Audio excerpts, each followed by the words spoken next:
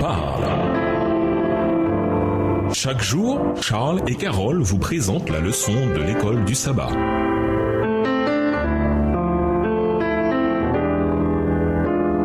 Bienvenue à votre émission. Dieu nous parle. Nous voilà la leçon de vendredi. Lisez Clifford Goldstein, 1844 simplifié, en autre exemple, pour trouver davantage d'informations sur la prophétie des 2300 jours. Voir également le site 1844mailsimple.org.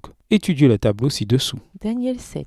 Babylone, lion, Médo-Perse, ours, Grèce, léopard, Rome païenne, quatrième bête, Rome papale, petite corne. Jugement au ciel. Daniel 8, Médo-Perse, bélier, Grèce, bouc, Rome païenne, la corne se déplace horizontalement, Rome papale, la corne se déplace verticalement. Purification du sanctuaire céleste. Le point crucial à voir ici, c'est que la scène de jugement de Daniel 7 qui survient après 1260 années de persécution, Daniel 7, le verset 2, correspond à la purification du sanctuaire de Daniel 8, le verset 14. Et cette scène de jugement au ciel constitue ce qui finalement entraîna l'établissement du royaume éternel de Dieu à la fin de la triste histoire de cette terre déchue. Ainsi, nous avons de puissantes preuves bibliques en faveur de la grande importance que l'Écriture accorde à Daniel 8, le verset 14, et à l'événement qu'il signifie. À méditer, revenons en arrière vers Daniel 2. Voyez avec quelle clarté la méthode historiciste est révélée ici. Une séquence ininterrompue d'empires mondiaux commençant dans l'Antiquité et aboutissant à l'établissement du royaume éternel de Dieu.